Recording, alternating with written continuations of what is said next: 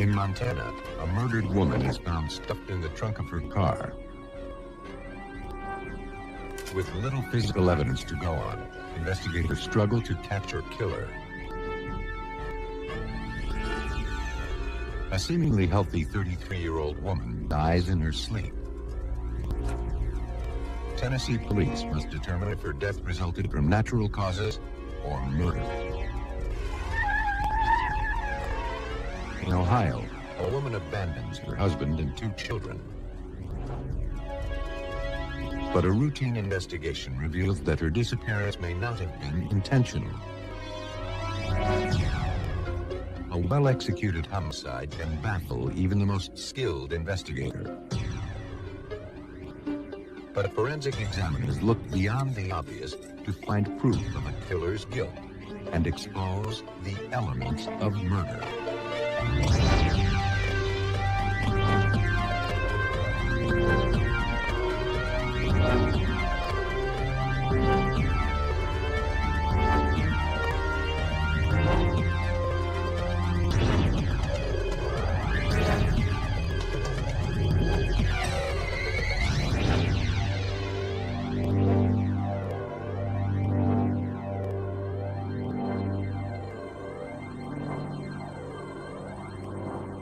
Settled in the heart of Big Sky Country, the city of Great Falls, Montana is surrounded by the majestic Rocky Mountains to its west and the Little Belt Mountains to its east. On an October morning, a man hiking along the secluded banks of the Missouri River stumbled upon several ID cards. They belonged to a young woman. Concerned, he alerted police. Deputies from the Cascade County Sheriff's Department responded to the call. At the river's edge, they found additional ID cards belonging to the woman. Police were familiar with the name. 27-year-old Susan Galloway had been reported missing the previous day.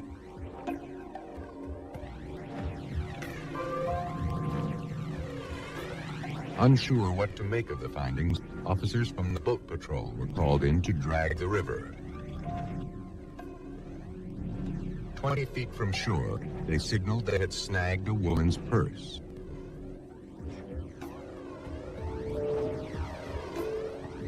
Inside were more of the missing woman's ID and credit cards. What'd you find? There was also $100 in cash. But there were no signs of Susan Galloway. Cascade County Police contacted the missing woman's parents and brought them in for an interview. The family was alarmed when they discovered that their daughter and her vehicle were gone. Susan had recently become engaged, and she seemed so happy. Her fiancé, Craig Smith, was stationed at the nearby Air Force Base. The couple often helped out at the business that the Galloways owned. Susan was a devout Mormon. And though Craig wasn't, he had agreed to convert so the two could marry. The family planned to give the couple ownership of the store as a wedding present. They couldn't understand why Susan would just take off without a word. Veteran detective Ken Anderson was not optimistic. Well, finding the identification indicated that Susan Galloway did not, in fact, just leave town or drive away in her vehicle without saying goodbye and that sort of thing, because she certainly wouldn't have left her identification and money behind. Police arranged to interview the missing woman's fiancé.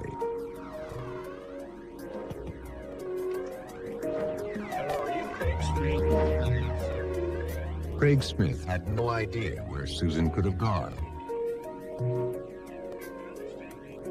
He last saw her the night before she disappeared. After leaving a dinner party, Susan dropped him off at his apartment around midnight. He hadn't heard from her since. The detective was curious about a bandage on Smith's hand. He explained that he had accidentally cut himself with a knife. A few hours after Susan dropped him off, he woke up thirsty. He tried to open a frozen can of orange juice, but was having trouble. He grabbed a knife, but it slipped as he tried to pry open the can.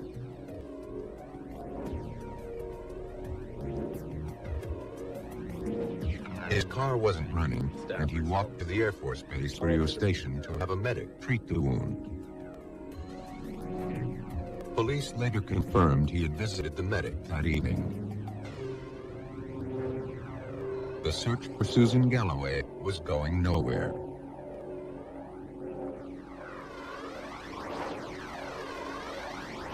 Three days later, a power company employee working at the Rainbow Dam spotted something on a hill across the river.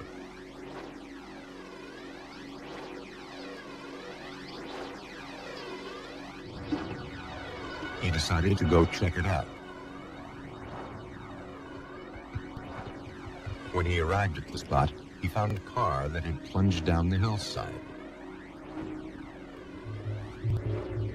The vehicle appeared to be caught up on some brush.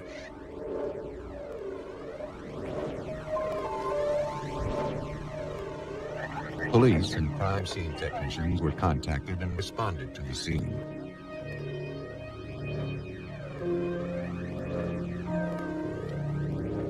A check on the vehicle's tags revealed the car was registered to missing 27-year-old Susan Galloway.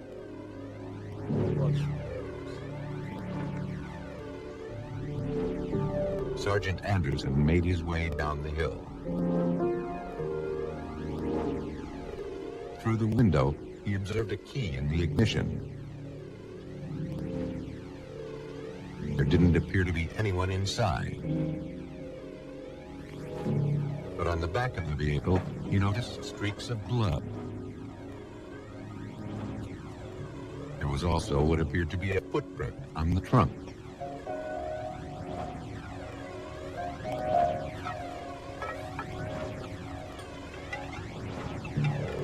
Then, Anderson took a closer look inside the car.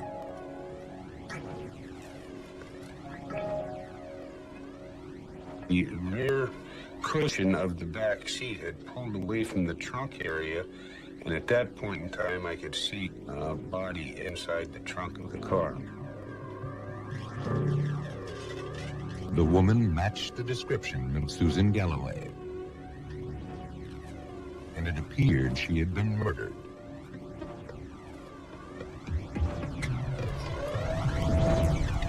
Police towed up the vehicle and began searching for clues.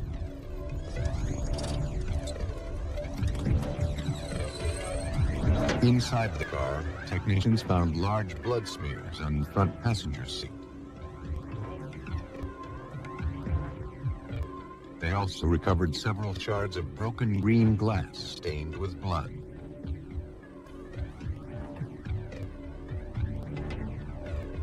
The exterior of the vehicle was thoroughly photographed.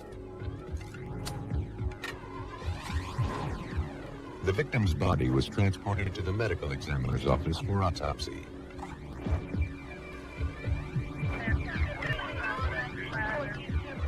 The lack of evidence found near the car led police to believe that she had been murdered elsewhere and then brought to the hillside.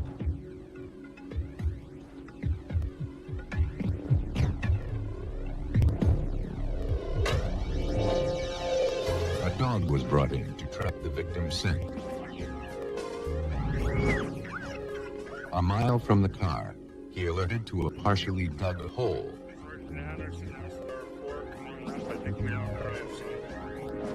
More of the victim's blood was found.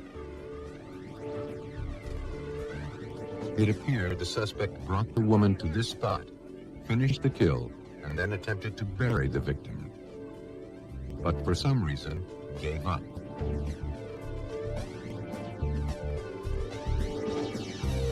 The medical examiner confirmed the victim was in fact Susan Galloway. Pieces of green glass from a 16-ounce soda bottle were found embedded in her skull and neck. They had severed her carotid artery, and as a result, Susan had bled to death.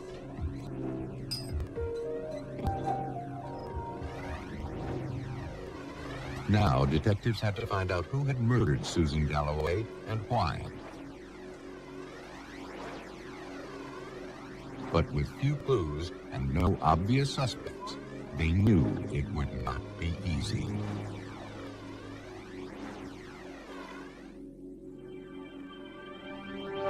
Police in Great Falls, Montana had few clues in the murder of 27-year-old Susan Galloway. The young woman had been brutally beaten with a soda bottle, placed in the trunk of her car, and then sent down a steep embankment. No usable prints were found on the glass or in the victim's vehicle. Hoping to identify a suspect, investigators released details of the crime through the media. A short while later, they got a tip. He knocked on my door. A man stationed at the local Air Force base believed he had information. Asked me About what time did he come to the... He said that on the night Susan disappeared, he had seen her fiancé, Craig Smith. Smith had come by the barracks in the early morning hours. He noticed his friend was carrying a bundle of dirty clothing. He also noticed a gash on Smith's hand. Smith told him he had cut it with a knife. He was on his way to see the medic for treatment and asked his friend for a ride home after that was done.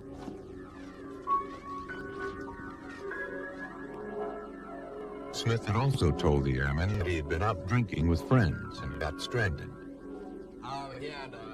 In fact, he asked his friend to keep the story quiet because his fiancée, Susan Galloway, wouldn't have been happy about it. The airman's story contradicted Craig Smith's claim that on the night of the disappearance he had gone to bed soon after Susan had dropped him off. Sergeant Ken Anderson was suspicious. It was almost as though Craig was lying about something, and all of a sudden he became the main suspect rather than the grieving fiancé. Police looked to corroborate Smith's story. They located the medic who had bandaged his cut hand. He confirmed that Craig Smith had come in to be treated for a cut in the early morning hours of October 23rd. But the medic recalled thinking that the wound was consistent with having been caused by a jagged edge rather than a knife blade, as Smith suggested. Though incriminating, the information fell short of proving that Craig Smith was a killer. Now, looking to tie the suspect to the crime scene, police canvassed the nearby area. Just have a couple questions for you. A clerk at a convenience store remembered seeing Smith and Susan Galloway the night she disappeared. And according to the clerk, they seemed to be arguing when they came into the store. They bought a few bottles of soda and then left. Where are you going now? The clerk showed the officer the type of soda purchased by the couple. They were 16-ounce bottles made of green glass, identical to the glass that had killed Susan Galloway. The information was enough for police to obtain a warrant to search Craig Smith's residence.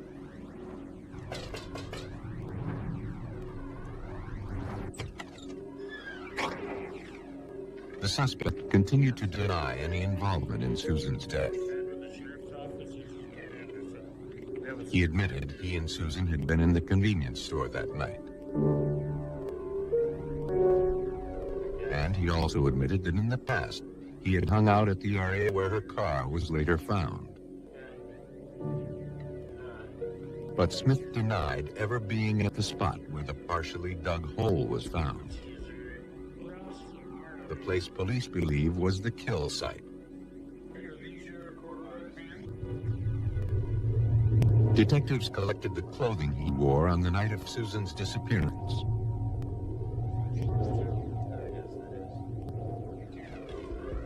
But the items had been recently cleaned. Is there a shirt in there also, Ken?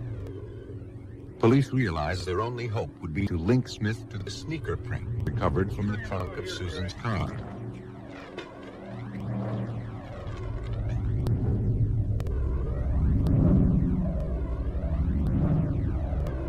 They collected a single pair of muddy shoes.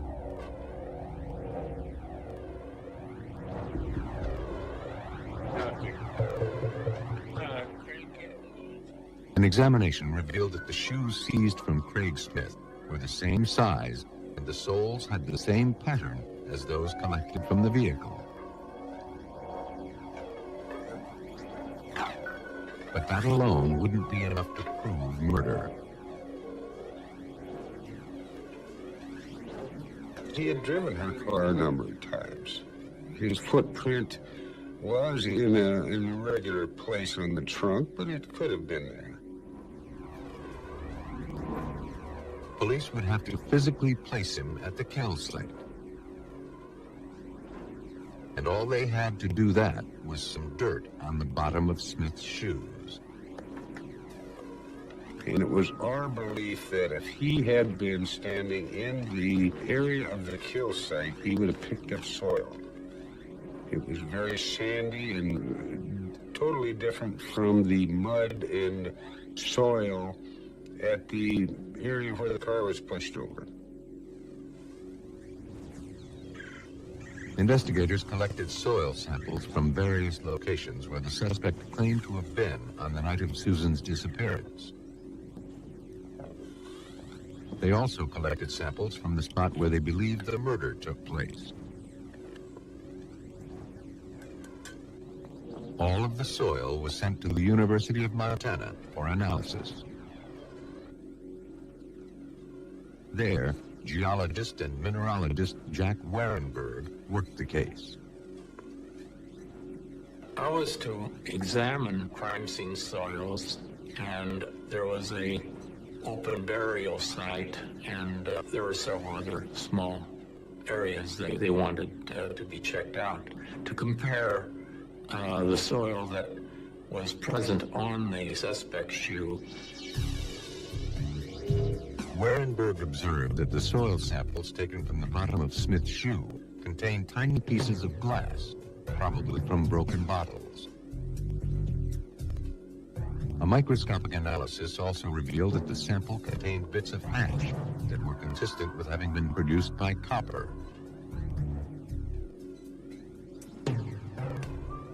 The samples collected from Craig Smith's yard and from the path he had walked to the base had no such ash.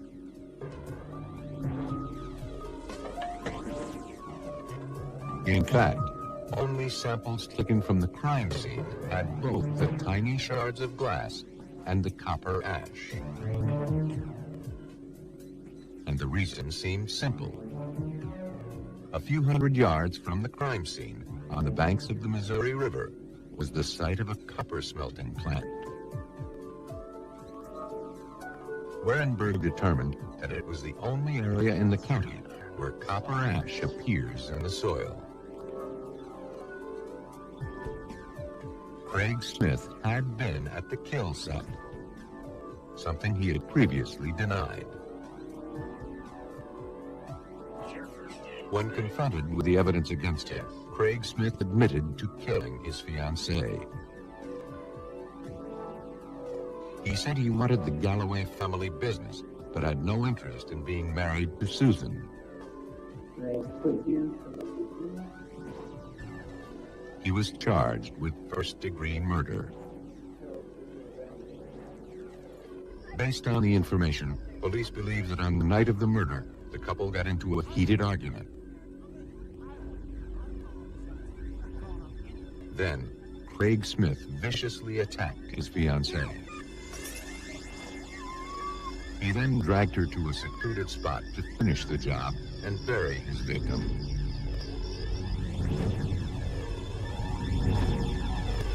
But when that didn't work, he placed her in the trunk of her car and attempted to send the vehicle over the cliff.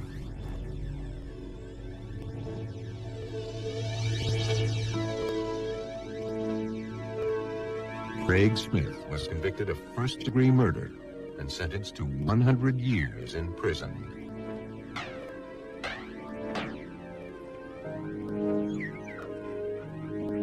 A patch of soil was enough for Montana police to expose a killer's dirty secret. But in Tennessee, detectives must look beyond the obvious in order to find answers to explain a mysterious death. In the early morning of December 23, 1997, National Police and emergency workers responded to a frantic 911 call. Terry Robinson said his wife had been violently ill for several days, and now she wasn't breathing. She was pronounced dead at the scene.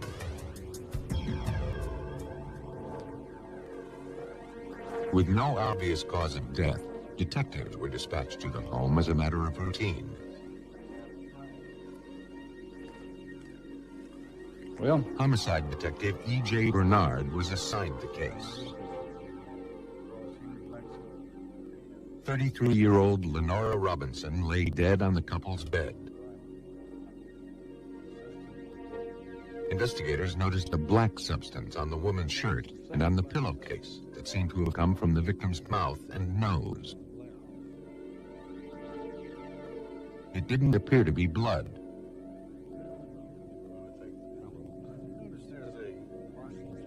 Perhaps, they thought, it had originated from a cigarette found next to Lenora's bed.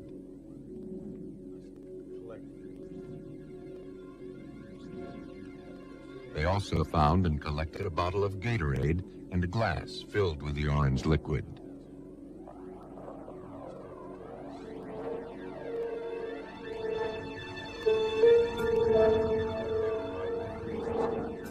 Terry Robinson told the detective that Lenora had been suffering from severe flu-like symptoms for the past 4 or 5 days. In fact, the day before, Terry had taken his wife to a doctor for treatment for a high fever and uncontrollable vomiting and diarrhea.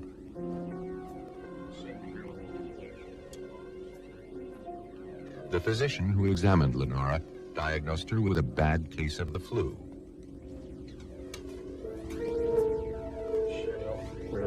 He gave her an injection to relieve the symptoms and sent her home.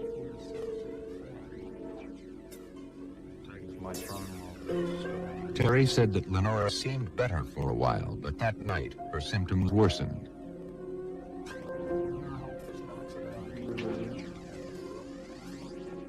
He tried to nurse her, giving her Gatorade and medications. But when he checked on her the following morning, she wasn't breathing. Though there were no signs suggesting foul play, police were troubled that someone as young as Lenora would die from the flu. Detective Bernard ordered that an autopsy be performed. the initial assumption was that it was something to do with the flu or the shot, or possibly heart attack, brain tumor, something totally unknown to the family members or anyone, the medical personnel on the scene. Her body was transported to the Tennessee State Medical Examiner's office located in Nashville. There, Chief Medical Examiner Dr. Bruce Levy performed the autopsy. The thick black substance that had come from Lenora Robinson's nose immediately caught his attention. Well, in this case, the first thing was there had been noticed some black residue on the pillow next to where her mouth had been, which means that something had come out of her body. We weren't sure exactly what it was.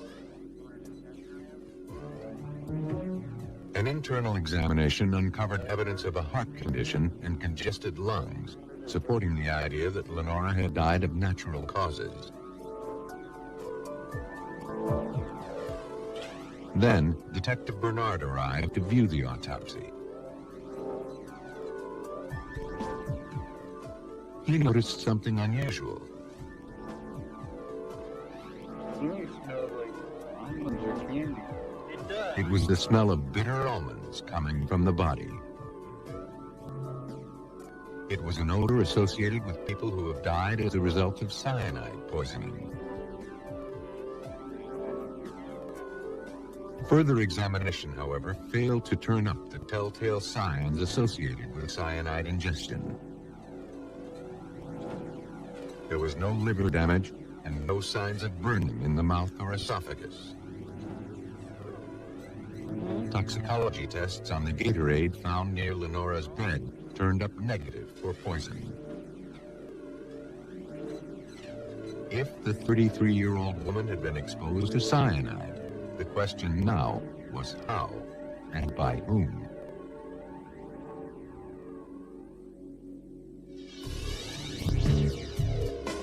An autopsy performed on 33-year-old Lenora Robinson led authorities in Nashville, Tennessee, to believe her death had resulted from exposure to cyanide.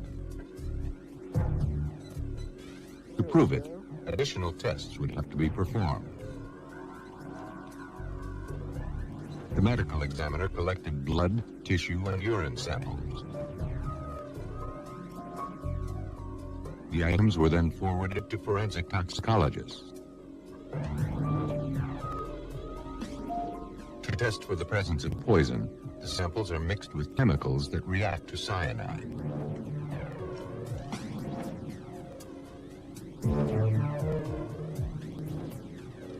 If the poison is present, it will turn a bluish-purple color within a few minutes. The tissue samples turned up negative.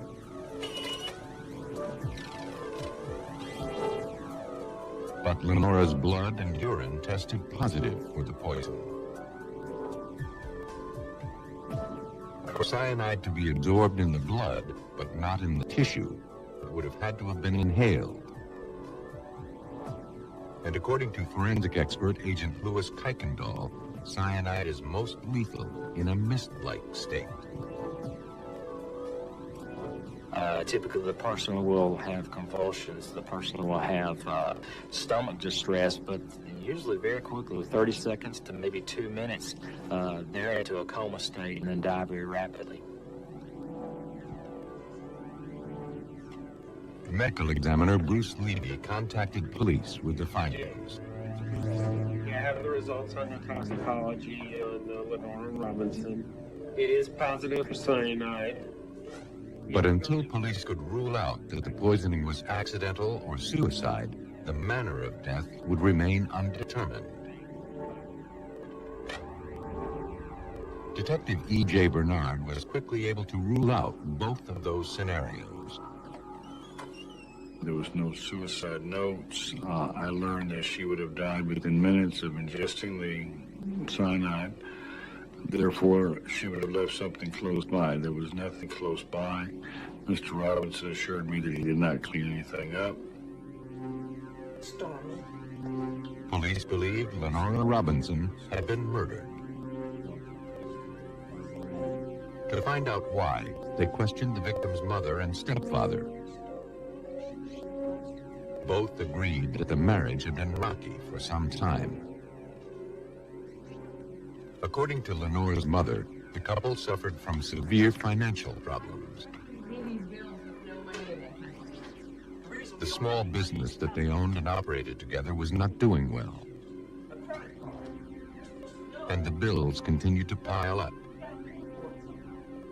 It had caused a lot of anger and resentment between Terry and Lenora. Lenora, they said, had recently begun talking about the possibility of divorce. I will be talking to you in relationship. They had one more piece of information to add. Terry, they said, had once worked as an exterminator, and as part of his job, he had worked with deadly poisons. Before obtaining a warrant to search Terry Robinson's home, police needed to know if it was possible for him to create cyanide vapor. Pesticides, industrial pesticides especially. And so Agent Kuykendall confirmed that the process is relatively simple. you might go and collect that. He gave police a list of items to look out for.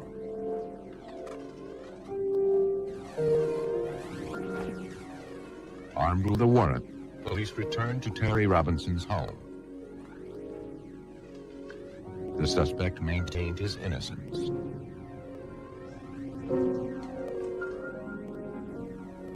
But as Detective Bernard began sifting through the couple's financial papers, he uncovered a letter Lenora had written to her husband.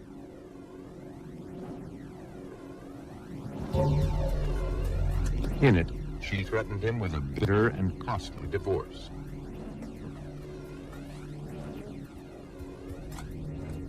With a list of chemicals that could be used to transform cyanide into vapor, Detective Bernard searched the suspect's garage. There, he found several common household items that could have been used. He also collected numerous containers of unidentified liquid.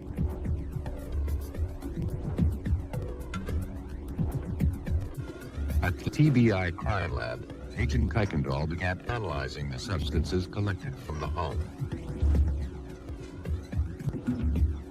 But the results were not what investigators had hoped for. Essentially what EJ found and sent to me, none of those had cyanide or enough cyanide at any level that if someone was to ingest it or get them on, that it should harm them. The investigation was back to square one. To make their case, police would have to rely on the circumstantial evidence. And their best bet would be to prove that the suspect had access to cyanide. Detectives contacted Terry Robinson's former employer at the extermination company where he had worked years earlier.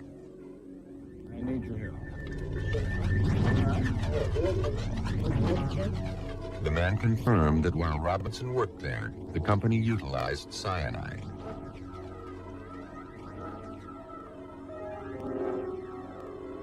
In fact, Terry Robinson helped convert the crystallized poison into a liquid state, which would then be administered with a mister to combat insects and rodents.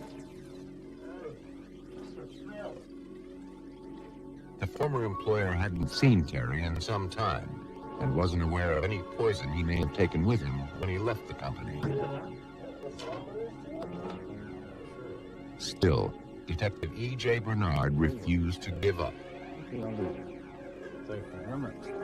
Well, I continued looking for the magic bean, we'll say, to where I could get a receipt where he bought cyanide. I was unable to locate that. Though police had established motive and opportunity, they had no hard evidence linking Terry Robinson to the poison that was used to murder his wife. And without that, Lenora's murder threatened to remain unsolved. But then they got the break they needed. Lenora Robinson's great uncle came in to speak with police. He recalled that some time ago, Terry had asked for his help in killing wasps that had nested near his home.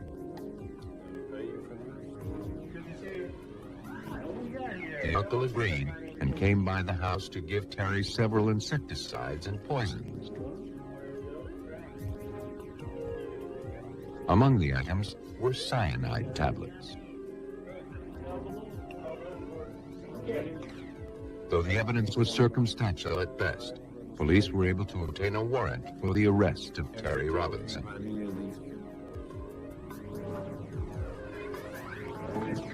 On June 30th, police returned to his home and took him into custody. Terry Robinson was charged with the first-degree murder of his wife, Lenora.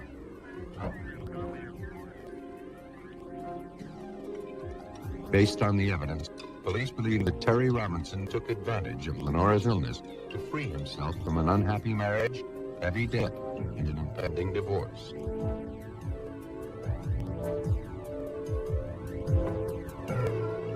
On December 22nd, he made his way into her bedroom and administered the deadly poison.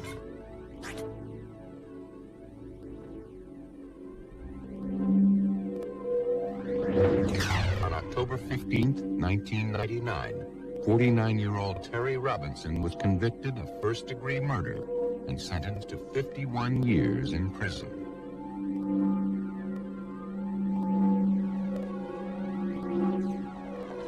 To trap a killer and make their case, police in Nashville had to rely on both hard science and dogged determination. But some predators have an intimate knowledge of law enforcement tactics, and outwitting them can be a difficult challenge. With a population of less than 8,000 residents, Belpre, Ohio is regarded as a friendly, tight-knit community. And when someone goes missing, it's everyone's business. On September 19th, 1996, Jack McCready came in to speak with Belpre police. Investigators knew him well. McCready was a respected officer with the Ohio State Police. And now he wanted to report that his wife Jennifer had disappeared.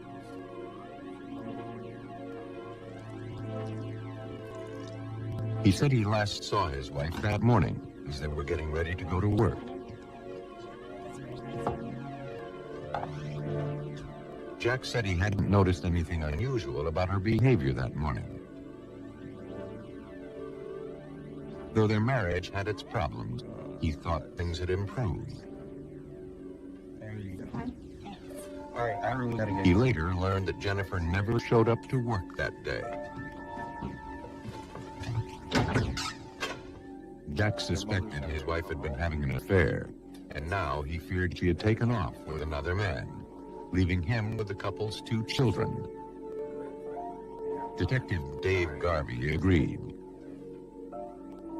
When he got home, the first thing he saw was Jennifer's wedding band on the kitchen counter. He checked the house and found out that there were certain items of hers missing. Luggage was missing, and photographs was missing.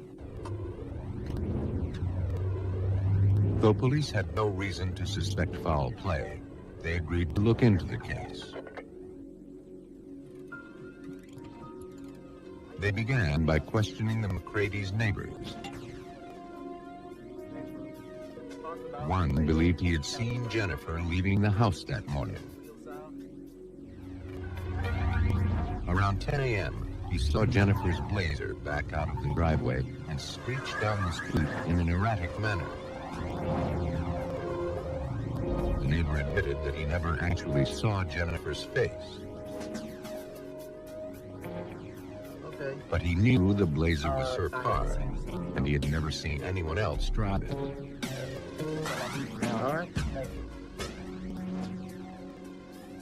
Then, a few days later, police received a call that a vehicle matching Jennifer's Blazer had been located in a parking lot. Jack McCready was dispatched to the scene, and he confirmed that it was in fact his wife's car. investigators searched the vehicle's interior. They found no obvious signs of a struggle or any indications of foul play. Still, the vehicle was impounded for a more thorough analysis. Crime scene technicians scoured the vehicle using luminol, a chemical that can detect invisible traces of blood and other biological evidence. But after hours of processing, the examination revealed nothing to suggest that a crime had taken place. As an adult, Jennifer McCready had the right to be missing. And having found no evidence that she had met with foul play, Belpre police had no choice but to give up on their search for the young mother of two.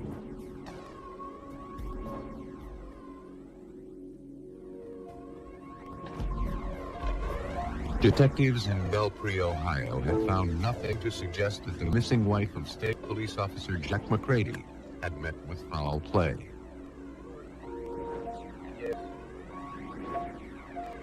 All indications suggested the 30-year-old mother of two had simply packed up and left town.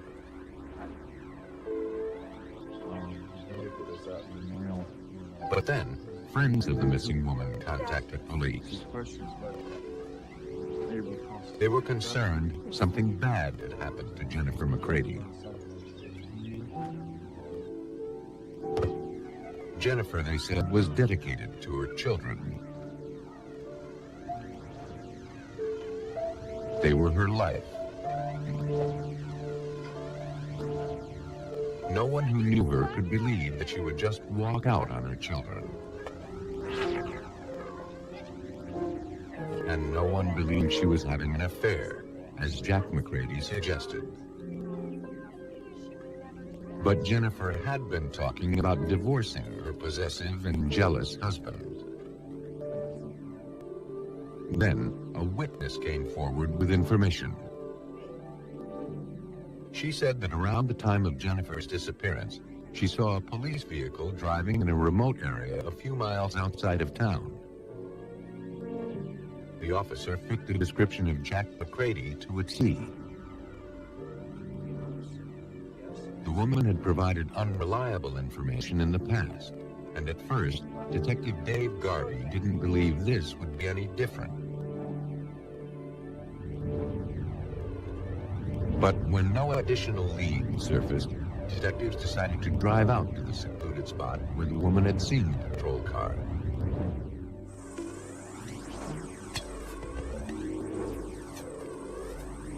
There, they found something that seemed out of place. It was a dirt mound.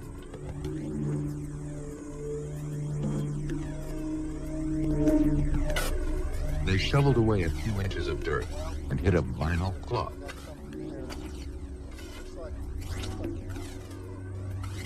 That was followed by the unmistakable smell of death. Crime scene technicians were quickly dispatched to the scene.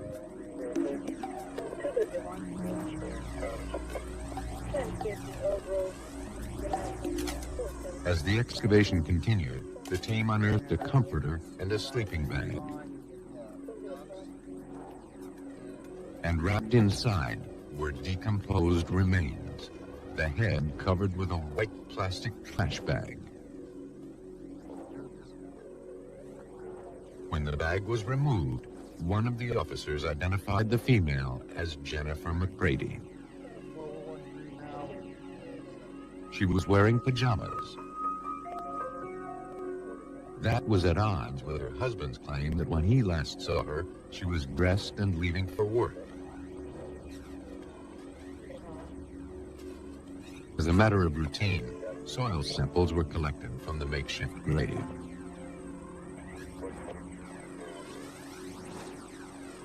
Technicians collected the bedding and the sleeping bag for a more detailed analysis.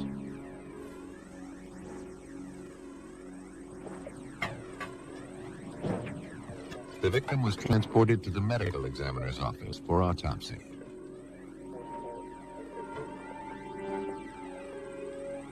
medical examiner determined that Jennifer McCready had died as a result of a gunshot wound to her head.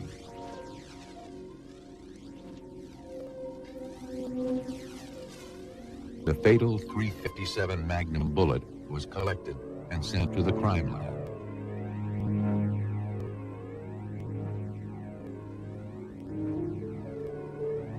Belpre investigators now had a homicide on their hands.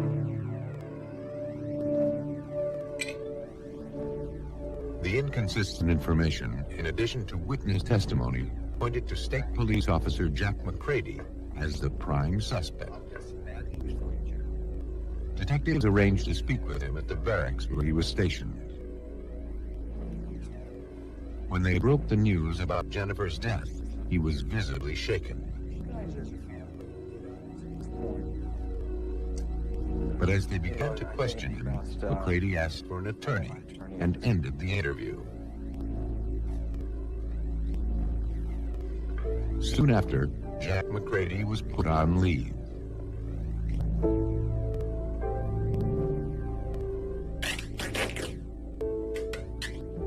Investigators hoped the forensic evidence could tell them more. All of the items collected from the crime scene were sent to the Ohio Bureau of Criminal Apprehension Lab for analysis. While processing the evidence, criminalist Michelle Yezo discovered dozens of synthetic fibers.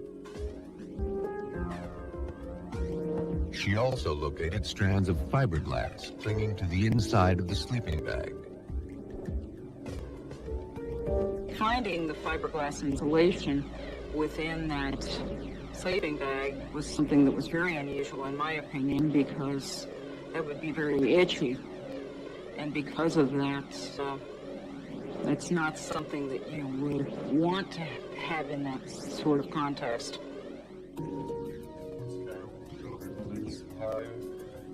Police obtained the warrant to search the McCready home.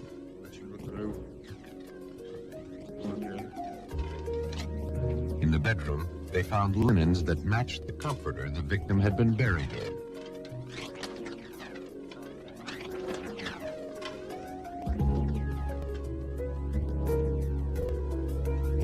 Several fibers were also collected for comparison with those recovered from the crime scene.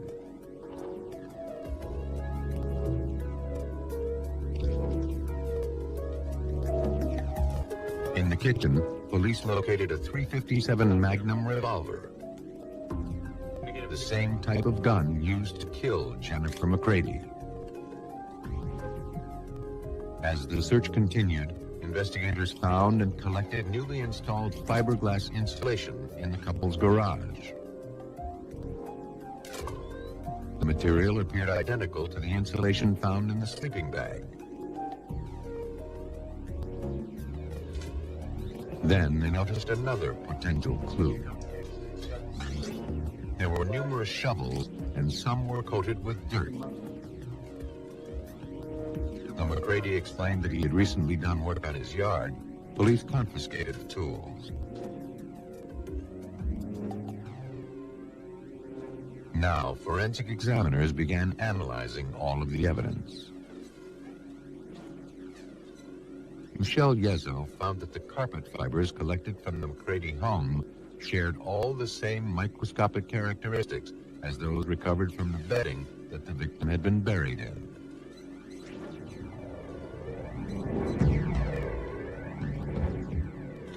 All of the evidence suggested the victim was murdered in her own home. But none of it told them who had carried out the homicide. And their best chance of linking Jack McCready to the murder turned out to be a dead end. The gun barrel had been bored out, making ballistic comparisons nearly impossible. Police had underestimated Jack McCready. I don't see anything in there that says that. The suspect had been clever enough to tamper with the one piece of evidence that could directly tie him to the murder. Or so he thought. Police contacted Richard Bisbing, a forensic microscopist with a private firm of Macrone Associates. He was asked to compare soil samples that were collected from the gravesite, Jack McCrady's shovel, and from the suspect's yard. We analyze soil samples by doing a side-by-side careful comparison of all the details that we can find in the soil itself. The soil differs by color and by the presence of plant material. It differs by its mineral content. It differs by its texture and the particle sizes in the soil grains themselves. All of those features are compared. Bisbing began his analysis by comparing the soil taken from McCrady's shovel to samples taken from his yard. But the texture, size, color, and mineral composition of the two samples did not match.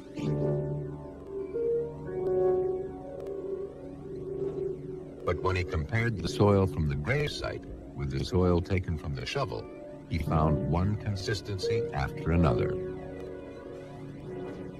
We could conclude that the soil from the shovel was similar to the gravesite and could have originated from the gravesite.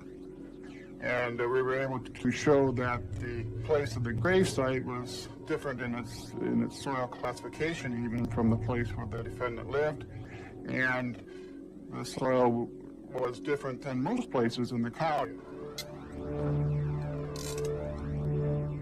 A short while later, Ohio State Police Officer Jack McCrady was placed under arrest and charged with the murder of his wife, Jennifer.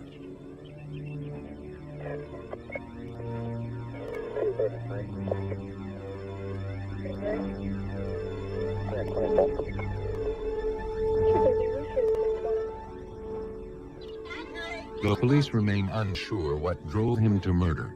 The evidence suggests that on the evening of September 18th, Jack McCrady shot Jennifer one time in the head.